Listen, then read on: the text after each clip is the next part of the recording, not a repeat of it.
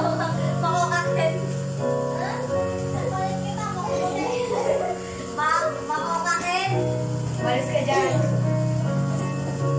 Sa Diyos na yun ba? Malis ka dyan. Uy! Linggo-linggo ah. Huwag na kayo kumain. Mamaya na tayo kakain. Mamaya na kayo bumili. Pero siya hindi bawal kumain. Si Judy po. Bawal kumain. Bukas tayo kay Lord.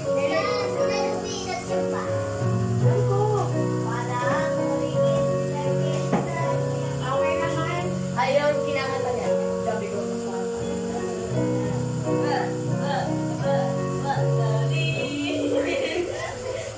Okay, magandang gabi. Start our service this evening. Prepare our hearts and our mind. Let's have a moment of prayer. Magdasal po tayo. Hintay ng blessing sa Panginoon. So, let's bow our head, close our eyes. Let us pray individually. Manghihintay ng kaalaman sa Panginoon at prepare ng Panginoon ang mga puso natin tonight. God bless you as you pray.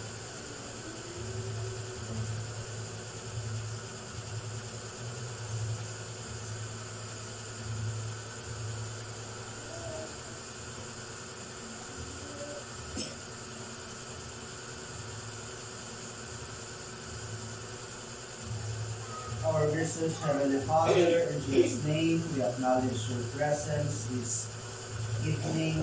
Bless us, Lord, as we worship you, as we honor you. Here we are, Lord God, that together is pleased to worship you. And I pray that this evening, our service will be down to your honor and to your glory.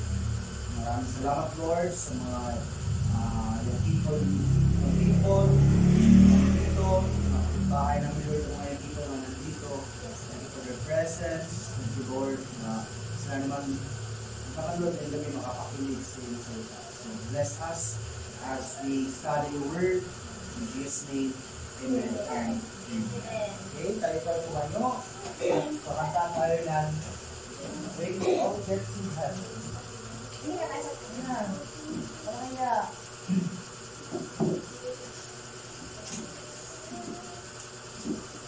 When we all get to heaven, page 1. When we all get to heaven, page 1. And there's ano? Hindi pa kayo dalawa.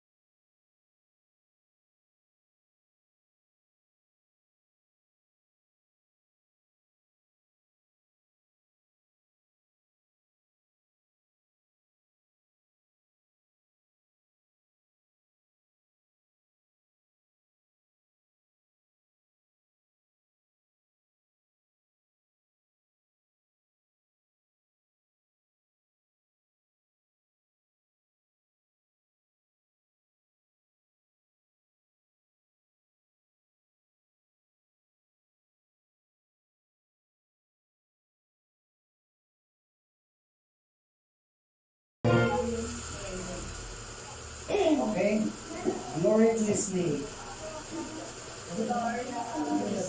Glory to His name.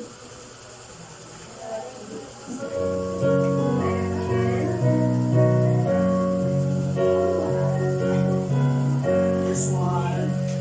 Down at the cross where my Savior died, down where the cleansing of sin I cried, there to my sin was the blood applied.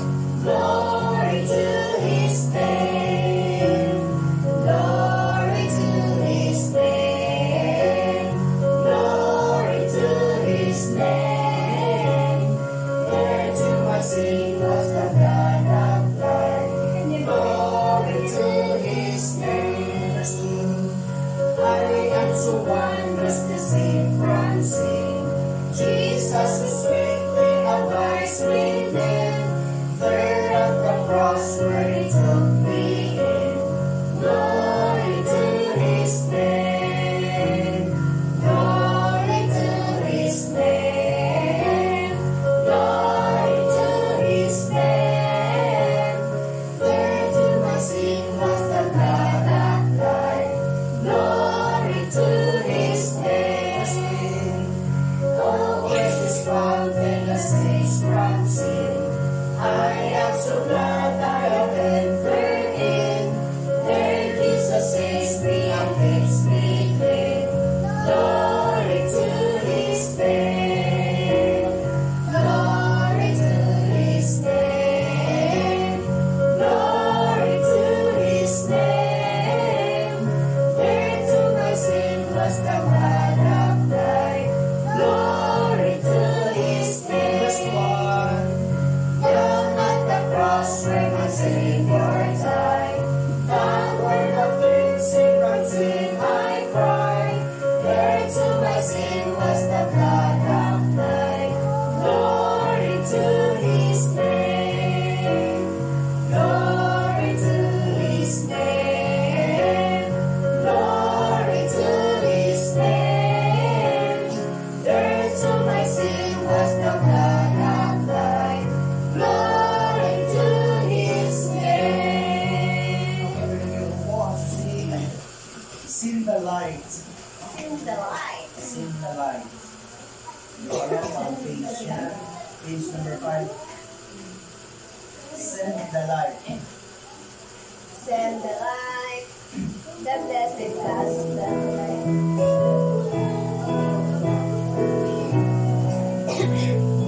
Verse 1. Sing. There's a cold one springing on the restless wind. Send the light, send the light. There are souls to rescue, there are souls to sing. Send the light, send the light, send the light. The blessed gospel light, let it shine from shore to shore. Send the light, the blessed gospel light, let it shine forevermore. We have heard the Macedonian call today. Send the light, send the light, and a golden offering of the cross we lay. Send the light, send the light, send the light, the blessed gospel light, let it shine from heart to shore. Send the light, the blessed gospel light, let it shine forevermore. Verse 3. Let us pray that grace will everywhere abound. Send the light, send the light, and a Christ-like spirit everywhere be found. Send the light, send the light, send the light, the blessed gospel light, let it shine from shore to shore. Send the light, the blessed gospel light, let it shine forevermore. Okay? Dito tayo sa salita ng Panginoon. Ayan, Bible na. Maraming salamat sa mga Punta, Ramnil and the team. Nandito sila. At si Ira at saka si ano, si Queenie and si Chelsea. Tapos si Bunso. Oo. Pare si Rachel. Si Queenie. Yan. Nakita natin si Queenie. At saka si Ira. Sila ni Kirby, si Ramley, at si CJ. Christian Jan. CJ. Okay?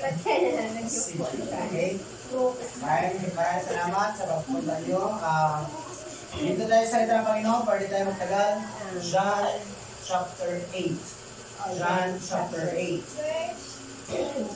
Verse number 47. John chapter 8, verse number 47. John chapter 8, verse number 47.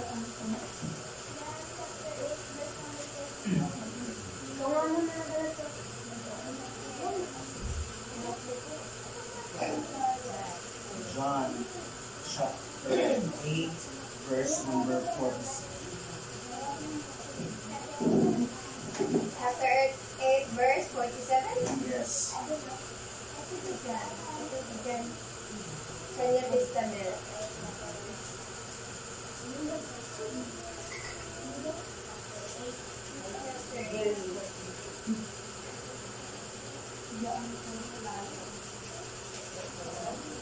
Basahin po ang salita ng Panginoon.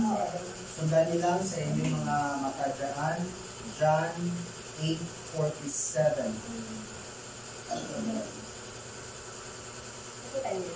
Sabi ng salita ng Panginoon. Tumayo tayong lahat. Basahin natin lahat. Maganda basahin natin. Halika natin sa namin. John 8. Yung chapter, yung malaking number dyan, chapter 8. Yung verses na tinatawag yung mga numbers. Verse 47 tayo. Yan na ang basahin natin. Ready? Read. He that is of God, heareth God's words. Ye therefore heard him not, because ye are not of God. Okay, repeat. John 8:47. Ready? Read. He that is of God, heareth God's words. Ye therefore hear him not, because ye are not of God. Our Heavenly Father, maraming salamat sa iyong salita na binasa namin. At ito po ay aming pagbubulayan ngayong gabi ito. Kayo po magbigay sa amin ang kaalaman na maintindihan namin, Lord, ang iyong salita. Bigyan mo ako ng kalakasan at also, Lord, kahulungan para, Lord, na ibahagi ko ng tama, ng gusto ang iyong salita ngayong gabi ito. Para, Lord, yung salita ngayong gabi ito ay magiging blessed, Lord, sa bawat isang nakikinig. So, behind the upon the cross, bless us, Lord, in Jesus' name. Amen and amen. Okay, huwag na kayo po. Sabi ng salita ng Panginoon, he that is of God, heareth God's word. Ang mula sa Diyos ay nakikinig sa mga salita ng Diyos. O kung sino yung para sa Diyos o anak ng Diyos, isa sa mga bagay na gusto niya ay makikinig sa salita ng Panginoon. So alam niyo na kung ang para pala sa Panginoon, ang anak pala ng Panginoon, siya ay nakikinig sa salita ng Diyos. Subalit, meron po siyang opposite. Kung may nakikinig sa salita ng Diyos, meron ding hindi nakikinig sa salita ng Panginoon. Subalit, ayaw ninyong makinig sa akin sapagkat kayo'y hindi mula sa Diyos. So, yung para sa Diyos, nakikinig sa salita ng Diyos. Yung hindi para sa Diyos, hindi rin sila makikinig sa salita ng Panginoon. So, saan tayo dyan? Kayo lang ang nakakaalam yan. Kung kayo ba ay nasa Diyos, o kayo ba ay nasa demonyo. Kasi yung demonyo, ayaw talaga yan sa salita ng Panginoon. Alam niyo ba na napakahirap makinig sa salita ng Diyos. Hindi biro makinig sa salita ng Panginoon. Maraming mga hadlang when it comes to hearing the Word of God. Ito, di ba pumunta kayo dito dahil mo sa salita ng Panginoon. Ang isang bagay na nagkakaisa tayo dito dahil sa salita ng Diyos. So that's why yung purpose, okay? Yung purpose ng ating gathering is dahil sa salita, dahil po sa salita ng Panginoon. Wala na pong ibang reason, okay? Wala na ibang dahilan ang ating gathering natin dito dahil sa salita ng Panginoon. Kaninang mga alauna,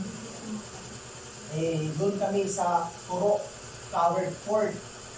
Okay? Kasi, di ba ko alam niyo yung kumpanya ng Telepreneur TPC. O TPC, Telepreneur Company. May gathering sila doon, may pagtitipon sila doon kasi ino-offer nila yung business nila, yung negosyo nila. Okay? So, sa awa ng Panginoon, bibigyan tayo doon ng kahit kunting slot man lang para mabahagi ang salita ng Diyos. So, tignan nyo, yung pinaka-main na gathering nila doon is, yung negosyo. Right? Yung pag-share sa kanilang mga negosyo para nag-invite sila ng mga tao para makinig at maipresenta nila yung kanilang negosyo. Right? So tayo, yung gathering natin dito, hindi negosyo. Okay? Hindi rin namin kayo hinila, hindi rin kayo namin pinilit. Para dito tayo, para pagtapos natin dito, yayaman na tayo. Hindi, wala kami ino-offer na negosyo dito. O ino-offer na pera. Kundi yung pinaka-main natin dito is salita ng Panginoon. Bakit may mga taong ayaw makinig sa salita ng Diyos? Yan ang tanong. Right? Boring ba ang Bible? Boring. Boring. Alam niyo, itong salita ng Panginoon, boring to. Pag hindi tayo spiritually healthy. Kasi pag magbasa tayo, isang verse lang, inaantok na tayo. Right? Nakakaboring ang salita ng Panginoon. Dahil spiritually, unhealthy tayo. Nature ng tao na ayaw sa salita ng Diyos. Nakuha niyo? Sa buong araw tayo naglaro ng ML. Sino nag-email dito? Kayo lahat? Kayo lang pala, wala akong email. Diba? Buong araw nag-email. Or buong araw nag-cash on delivery na. Call on duty. Code. Yan ang code na meron ako. Nag-code ako. Right? Pero ilang oras tayo matapos dyan. Maraming oras na na-consume natin dyan rather than sa pagbasa sa salita ng Panginoon or makinig sa salita ng Panginoon. Tama ang sinabi ni Jesucristo sa verse number 47. He that is of God hears God's word. Kung ikaw pala ay anak ng Panginoon, makinig ka sa salita ng Diyos. Ano pa? Ye therefore hear them not, hindi sila nakikinig because you are not of God. Ano sabi ni Jesus? Hindi kayo nakinig dahil hindi kayo pag-aari ng Diyos. Sino ang pag-aari sa inyo? So may mga reason bakit ang tao ayaw makinig sa salita ng Panginoon. Tatlong reason ang makikita natin dyan. Number one, they hear not because they are not of God. Bakit ang tao ayaw makinig sa salita ng Panginoon? Dahil in the first place, hindi sila pagmay-ari ng Diyos. So siyempre, kung hindi ka pagmay-ari ng Panginoon, ayaw mo talaga salita ng Panginoon. Kasi ang salita ng Panginoon, boring para sa iyo. At saka, kung makinig tayo sa salita ng Panginoon, masakit ang salita ng Panginoon dahil ito po ay katotohanan. Truth, the truth shall set you free. Tayo pa, sa passage dyan, verse number 32. And you shall know the truth, and the truth shall make you free. Malalaman mo ang katotohanan, at ang katotohanan ay magbigay sa iyo ng kalayaan. Right? Dahil may mga prinsipyo tayo sa buhay natin na kailangan pukpukin, kailangan mawala, pero masakit yan kung ating talikuran. Ano? Oo. Ay, kagaya ko, personally. Oh, yung former religion ko, masaya doon. Sa religion, walang bawal, pwede kang uminom, pwede kang magsugal, walang pakialam yung kapatiran mo. Kasi Panginoon nyo yan ginagawa, pati din ang leader. Right? Pero the truth shall set us free. O tinanggal ako doon kahit masakit. Right? Para sundin ang salita ng Panginoon. So yan pala ang reason bakit ang tao allergy sa salita ng Diyos. Kahit man kayo, hindi kayo allergy sa salita ng Panginoon. No? Anong allergy? Pag magka-allergy ka, may mga rashes sa malabas sa katawan mo dahil sa allergy. Or, pag makita niyo na si Mama Ling or Nanay Ling, umiiwas ka na. Maraming ganun. Marami kami nasilingan dito sa atin sa Villa Zaragoza. Nung una, nakinig pa. Nung una, tumanggap sa salita ng Panginoon. Pero later on, pag magkita na kayo, pag magkasalubong na, kumaari pa na may iba pang daan. Pwede dumaan sa ibang daan. Hindi na namamansin. Takot na pag makita na ang mukha ni Nanay Ling. Nandito na naman ito, Bible na naman ito. Bakit ganun? Kasi allergy na tayo sa salita ng Panginoon. Ayaw na natin sa salita ng Panginoon. Huwag tayong ganun. Kasi, alam nyo, Word of God ito, salita ng Diyos. Kung may mga bagay na iwasan natin, hindi mo itong Bible, iwasan natin ang mga bagay na magbigay sa atin ng kapahamakan sa harapan ng Diyos. Ano yun? Mga kasalanan. Nakuha nyo? Kaya nga, happy kami nga nandito kayo. Supposedly, doon kayo, maglaro kayo, mag-volleyball kayo, mag-badminton kayo, pero nandito tayo para makinig sa salita ng Panginoon. Pero ba yung mga tao ayaw talaga sa salita? Kung hindi lang pala sa kapanahunan natin ngayon, dati pa sa kapanahunan ni Yesu Cristo, marami ng mga tao na hindi makikinig sa salita ng Diyos. Walang time. Yes. Walang oras. Busy kasi kami. Busy. That's in reason. Okay? Rason lang yung busy. Kung presidente siguro ka pwede. Pero hindi naman tayo presidente para magiging busy tayo. Right? Bakit busy? Kasi when it comes na sa salita ng Panginoon, busy. Tapos, yung tao mag-reject pa. Kagaya kahapon, doon kami sa block 132 ba yun? So, 152 yata yun. Nangatok na si Mama Liz sa inyo, yung may babae doon. Ano ma'am, di ba mabahagi ang salita ng Panginoon sa inyo? Sabi ng babae, ay wala po akong sahod. Wala po akong sahod. Kasi malaki kasi yung bag ni Nanay Lee. Pakamalan siguro, billion ng personal connection. Para maniningin siguro. Di ba? Ganun talaga. Kahit kami, experience tayo ng mga talk, ang sabi talaga tao, busy. Pero pag magchismisan, walang busy. Diyan ka maamis. Nakuha niyo? Pero pag magchismisan sa silingan, magbaritisan, walang kabisi-bisi. Kahit magsimula ng umaga, matapos na alauna ng hapon, walang busy. Pero pag sasalita ng Panginoon, ang daming busy. Alright?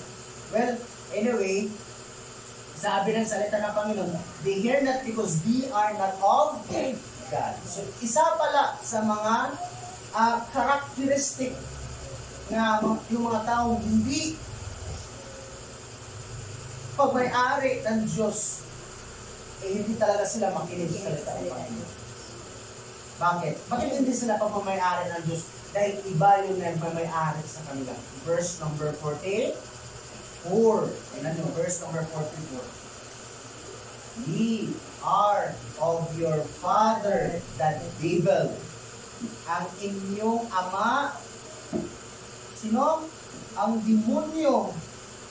Oh, ang diablo, ang inyong ama. So yung pagkasabi ni Jesus na we are not of God, ibig sabihin pala, yung papa nila, hindi sila kamay-ari ng Diyos. Sino ang nagmay-ari sa kanila? Yung demonyo. Kasi sabi nito, ang diablo ang inyong ama, at ang gusto ninyong gawin ay kung ano ang gusto niya. Diba? Example, ang gusto ng demonyo, huwag kang makinig. Isusundin natin. Ang gusto ng ama, ng diablo, magbibig ka sa'yo, ay, huwag kang makinig doon, boring doon. Isang baka doon, boring. Hindi ka pupuntawan. Bakit? Ang sinunod natin yung bulong ng demonyo. Nakuha ninyo? Ano bang sabi ito? Sa simula pa lang ay mamamatay tao na siya. Hindi siya pumanig sa katotohanan kailanman, sapagkat walang puwang sa kanya ang katotohanan. Kapag nagsalita siya kasinungalingan, nagsasalita siya ayon sa kanyang kalikasan, sapagkat siya'y sinungaling at siya ang ama ng kasinungalingan. Who is the father of liar? Satan and Satan. So, dalawa pala yung papa natin. Pwede yung papa natin, yung demonyo, hindi lang natin nalalaman. Pwede din yung papa natin, yung Heavenly Father. Pero, sad to say, mas sinusunod ng sanlibutan ang ama na diablo. Right? Kaya palaging bubulungin ang demonyo. Pag-araw ng linggo, aantukin ka para matulog ka, para hindi ka pupunta sa simbahan para makinig sa salita ng Panginoon. Maraming ibigay ng demonyo sa'yo, i-divert ka. Pag pupunta doon, dito lang tayo. Right? Well, isa yan sa mga tactics, mga taktika ng demonyo para ikaw at ako mapalayo kita sa katotohanan. So, huwag tayong magpadala sa bulong ng demonyo. Dati pa may hadlang na ang salita ng Diyos. Okay? Hindi lang ngayon, dati pa. Kaya, bakit ayaw makinig ang tao sa salita ng Panginoon? Because they are not of God. This para sila, kung hindi sila pamay-ari ng Panginoon, hindi talaga sila. Kahit ano pang pilit mo, diyan makinig sa salita ng Panginoon. Right? Kahit lumuha na yung mata mo, or yung throat mo, paka-invite para makinig sa salita ng Panginoon. Pag ayaw niya talaga kasi hindi siya pamay-ari ng Panginoon, wala talaga tayong magagawa. Right? Number 2, they hear that because the Word of God has no place in their heart. Bakit di sila makinig sa Panginoon?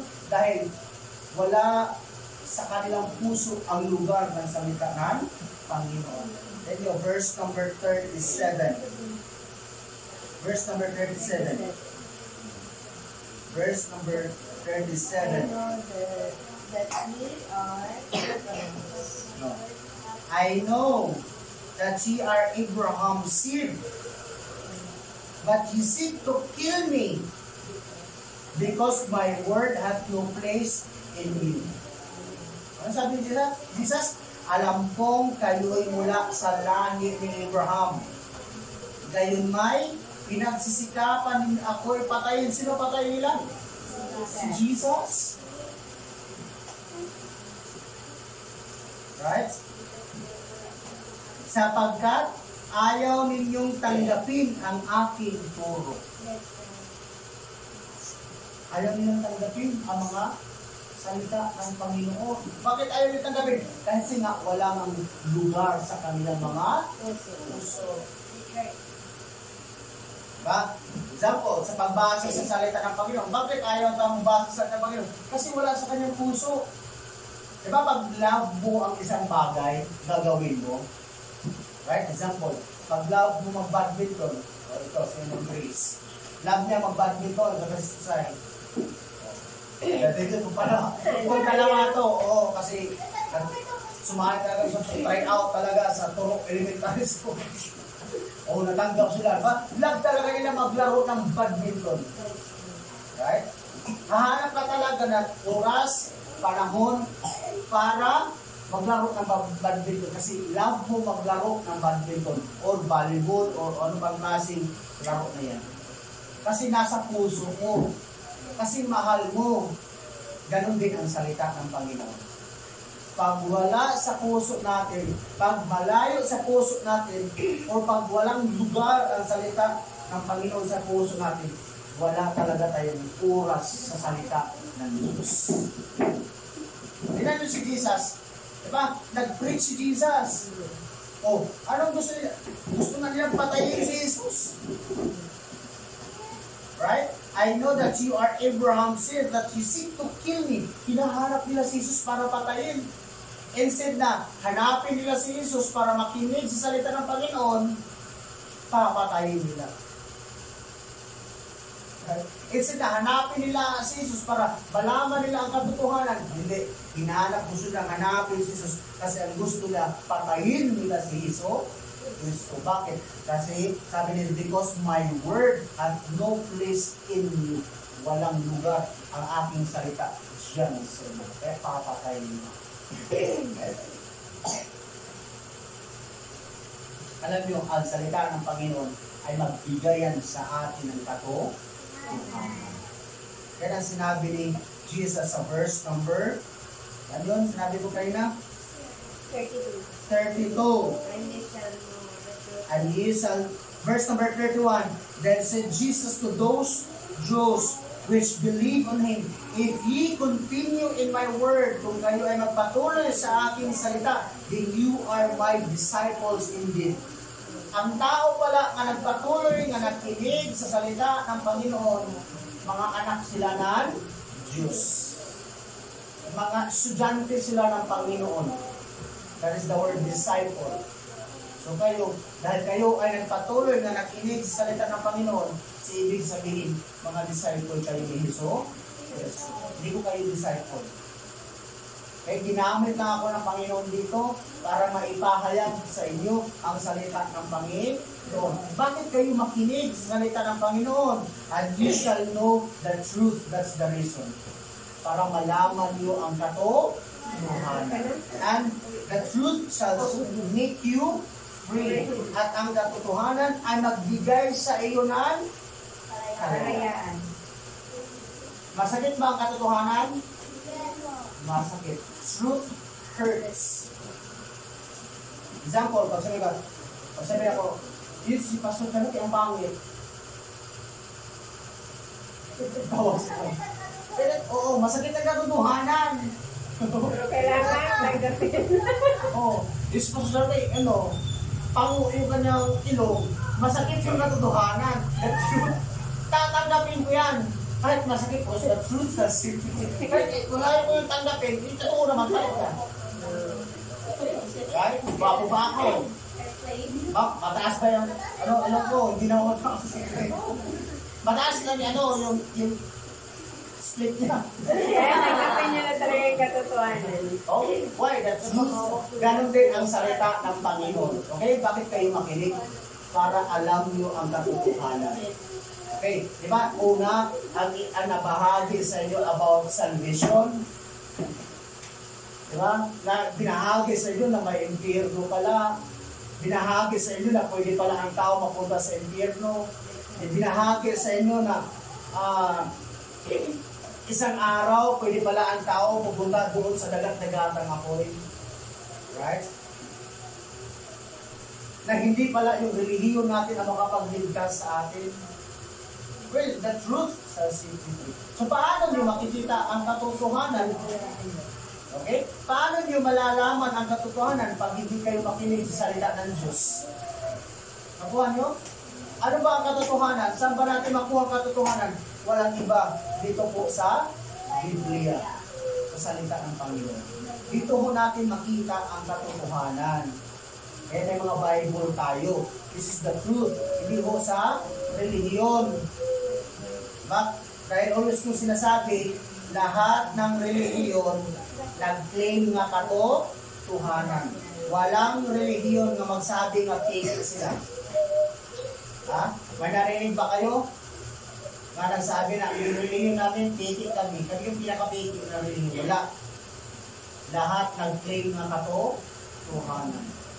Si Kibuloy, magsabi siya yung katotohanan. Si Cleo, kilala niyo si Cleo? Hindi rin. Si Cleo, ang panggap niya na siya ang Diyos, taga doon yan sa amin.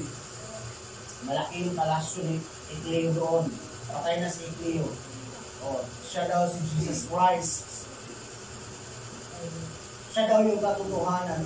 Kahit mga kulto, mag-claim na sila ay katotohanan. So, bakit ayaw nila makinig? Dahil una, hindi sila pagmayari ng Diyos. Pangalawa, dahil walang lugar ang salita ng Diyos sa kanilang puso. Tayo, may lugar ba ang salita ng Diyos sa puso natin? Minsan. Minsan. At number 3, last. Because we believe that of the Word of God. Hindi sila naniniwala sa salita ng Panginoon. And then, verse number 46. Okay, verse number 46. Which of you convinced me of sin? And if I see the truth, kung nagsabi ako sa inyo ng katotohanan, why do you not believe me? Bakit hindi kayo naniniwala sa akin? Verse number 45. Because I tell you the truth, dahil nagsabi ako sa katotohanan, you believe me not? Hindi kayo naniniwala? Well, marami talagang taong ayaw maniwala sa salita ng Panginoon. Dahil marami nang pukontra sa salita ng Diyos. Alam niyo ba, ang iba, ewan ko, one of this day, maka-encounter kayo ng tao na magsasabi sa inyo na ang Bible hindi totoo. Okay? Magsasabi, bakit kayo maniniwala sa Bible? Tao lang ang gumawa sa Bible. Makaka-encounter kayo niyan. Ang tawag yan sa Bible, mga unbelieving. Saan mapunta ang mga unbelieving? Sa impyerno. Buksan nga natin yung salita ngayon, Revelation. Yung Revelation sa pinakahuling libro ng Biblia. Okay, pinakahuli. Pinakadulo. Pinakadulo. Revelation 21, verse number 8. Tinawag yan sa salita ng Panginoon mga unbelieving, hindi maniniwala. Revelation 21, verse number 8. 21, chapter 21, verse number 8. Revelation 21. Chapter 21. Chapter 21. Yung chapter, yung malaking number. Yung verses, yung mga maliliit. 21. Verse number 8, sabi ito. But the fearful, mga taong takot. Okay? Hindi takot sa mumo. Takot sa Diyos. Takot sa salita ng Panginoon. And unbelieving, yan ibig sabihin ko, mga taong hindi maniniwala and abominable, murderers, warmongers, sorcerers, idolaters, and all liars, lahat ng sinungaling, shall have their part in the lake which burns with fire and brimstone, which is the second death. Saan mapunta pa lang unbelieving? Impyerno. Maraming mga tao, mga unbelieving, hindi maniniwala sa salita ng Diyos. Kasi yung concept nila is, ito na ang Biblia, tao ang gumawa. Eh, sino pala yung gusto mong gumawa? Si Jack, yung aso namin. Makapagsulat ba ang aso? Makapagsulat ba ang ahas? Hindi naman siguro. Sino ba ang gamitin ng Panginoon? Tao. Para isulat ang kanyang salita. Kaya nga sa Old Testament may mga propeta. Mga prophets. Bakit? Sila yung tinahasan at ginamit ng Panginoon para isulat ang kanyang salita. And then in the New Testament, nandun din ang mga disciples. May mga writings ni Apostle Paul.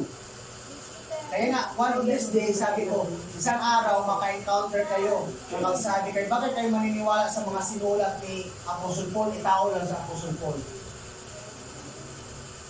Ang tawag dyan sa kanila is unbelieving. Hindi maniniwala. Hindi daw totoo ang Biblia. Kasi tao lang ang gumawa. So huwag kayong sumunod at huwag kayong maniwala. Ang sundin natin ang katotohanan, ang salita ng Panginoon.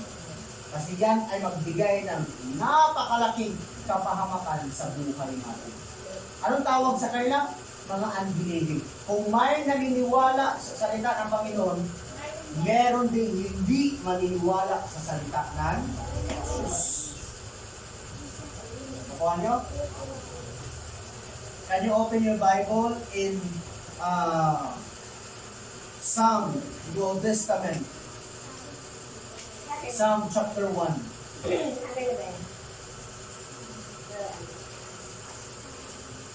Grace, bigay mo kay ate Bible na.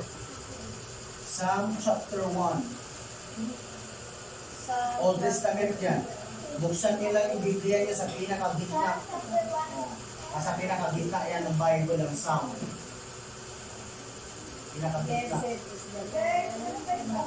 Chapter 1, verse 1, 2, and 3. Dito tayo magtapos. Dito tayo mag-end.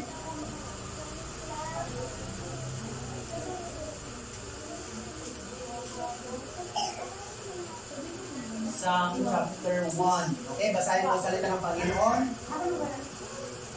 Sabi ang salita ng Panginoon, Blessed is the man that walketh not in the counsel of the ungodly. Mapalad ang taong hindi lumakad sa daan ng mga walang Diyos.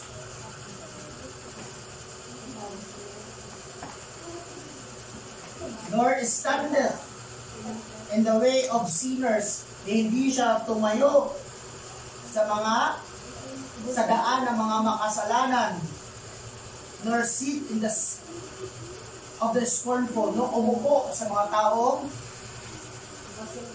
blasphemous ng mga tao, mga bastos ng mga tao. Okay? Kaya sabi ng Psalm chapter 1, mapalad ang tao hindi nakikinig sa payo ng mga masama. Tapos, at hindi sumunod sa masama nilang halimbawa. Hindi siya nakisama sa mga kumukutya.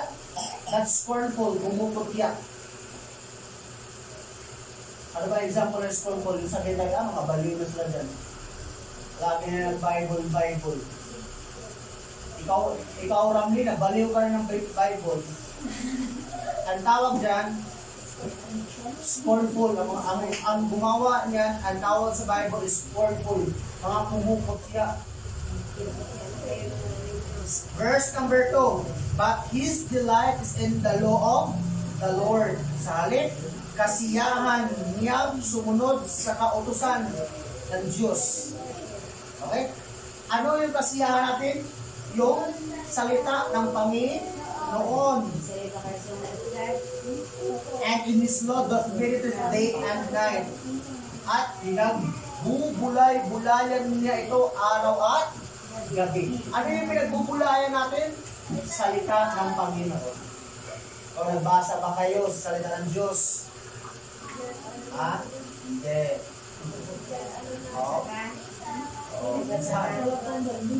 Minsan nga, may Bible pa nga, may mga Bible verse pa nga natin na nakikita ng mga presentation sa Facebook. I-skip lang natin. Right? Diba may mga audio Bible sa TikTok. Yung mga verses, binabasa nila yung mga verses. Minsan i-skip natin. And then, verse number 3. But his delight is in the law of the Lord, and his law doth meditate day and night. Verse number 3. And he shall be like a tree planted by the rivers of water. Ang tao palang nagbasa sa salita ng Panginoon, kagaya siya ng kahoy na natanim sa gilid ng sapa o ng ilog. Nga, sabi dito, that bringeth forth in his fruit in his season, his leaf also shall not wither, and whatsoever he doeth shall prosper. Oh, may kahoy ba kayong nakita nga sa gilid ng ilog na namatay? Wala. Diba sa panahon ng init, buhay na buhay siya. Hindi siya nalalanta. Yung kanyang mga dahon, hindi nalalanta. Bakit? Dahil nasa gilid siya ng batis. Ganon din tayo. Pag binigyan natin ng tuon at pansin at halaga ang salita ng Panginoon, hindi tayo mamamatay spiritually. Ano? Kalimutan niyo ang Biblia. Tingnan nyo, wala na kayong appetite sa salita ng Diyos. Hindi na kayo makinig sa salita ng Diyos. Pag makita nyo kami sa daan, naku, umiwas na kayo sa amin. Ano ibig sabihin? Nalanta na kayo. Dahil, nalanta na kayo spiritually dahil lumayo kayo sa salita ng Panginoon. Ganoon din. Kaya nga ang tao, bulag sa katotohanan dahil malayo siya sa salita ng Diyos. Kasi mas loyal pa tayo sa relihiyon rather than sa salita ng Panginoon. Huwag natin gayahin yung mga lulo at lula natin na napaka-devoto sa relihiyon na at resulta kinalimutan ang salita ng Diyos. Sasabihan ka, huwag ka magbasa ng Bible kasi mabaliw ka. Dati ayaw pagpabasa. Naalala ko talaga, 1990s. Okay? Sabi ng mama ko, huwag ka magbasa ng Bible. Hindi totoo hindi to pagsinungaling. Totoo to. May Bible kami dati na napakalaki. Color black. Kaya ngayon hindi ko siya makalimutan. Tapos, Bisaya ka Bible yun. Binasa ko yun. Ang sabi ng mama ko, huwag mo yan basahin kasi baka ka mabaliw. Kasi nakakabaliw daw ang magbasa sa salita ng Panginoon. Kasi nga, yan ang itinuro sa kanila dati. Bakit ayaw ng tao na ipabasa ang salita ng Panginoon? Kasi ayaw nilang makita ang katotohanan. O ano? Kasi nga, nasanay nga tayo na magsamba walang salita ng Panginoon. Nakuha? Yung nasanay tayo nga, ritualism lang. Hindi naman ito paninira, pero ganun talaga. Minsan nasanay yung utak natin. Ang totoong pagsamba dyan sa Diyos na Espiritu at sa katotohanan itong Biblia. Right? Kayo ba? Kayo, nakinig kayo sa salita ng Panginoon. Hindi yung nakinig kayo sa salita ng tao. Kapag lumabas kayo, pag matapos yung pagsamba, may naintindihan kayo at may nadala yung puso at isipan nyo ang salita ng Panginoon. Pero yung dati nating reliyon, nasanay kasi tayo na ritualism. Tapos na, Peace be with you. Ang Diyos at masahin niyo, grateful listen. Walang salita ng Diyos. Nakuha niyo? Kaya nga, pinagbawal dati basahin ang Bible. Kasi ayaw nilang mabuksan ang katotohanan. Bakit bulag ang tao? Dahil walang alam sa salita ng Diyos. Yun lang. Okay? Well, I hope ang salita ng Panginoon ay nagiging blessing sa atin. Bakit ayaw nila makinig ang salita ng Panginoon? Dahil una, hindi sila pagmayari ng Panginoon. They are not of God. Number 2, because walang lugar ang salita sa kanilang mga puso. And then number 3, hindi sila naniniwala sa salita ng Diyos. Okay? Well, anyway, nasa inyo na yan. Is the Lord working within you? I hope so na kayo ay magpatuloy na makinig sa salita ng Diyos. Wala kami ibang binahagi sa inyo kundi salita ng Diyos. Let's bow our head with our eyes. Mag-pray tayo. Gracious Heavenly Father, in Jesus' name, thank you for this evening. Maraming salamat, Lord, that our service has been done. Maraming salamat sa iyong salita. Lord, dati pa, sa iyo pang kapanahon, Lord, marami talagang taong hindi makikinig sa iyong salita. Dahil ang reason, Lord, hindi sila pang may-ari ng Diyos. Dahil walang lugar ang salita sa kanilang mga puso. At pangatlo, Lord, hindi sila naniniwala sa salita ng Panginoon. Hindi lang pala, Lord, sa panahon natin ngayon, na matigas ang tao, allergy ang tao sa salita ng Panginoon, walang tayo ang tao sa salita ng Panginoon, hindi lang pala, Lord, sa kapanahonan namin ngayon. Dati pa pala.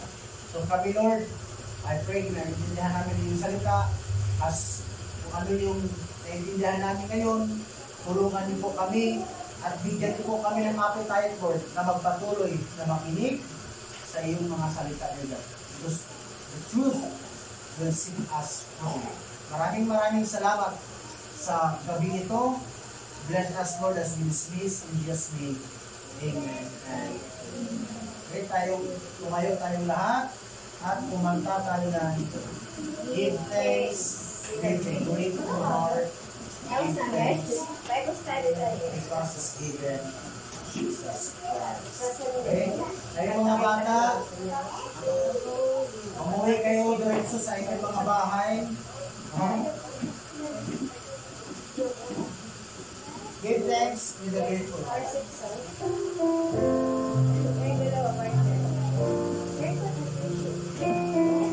thanks. Give thanks with a grateful heart. Give thanks to the Holy One. Give thanks because His given Jesus Christ, His Son. Give thanks with a grateful heart. Give thanks to the Holy One. Give thanks because He's given Jesus Christ, His Son.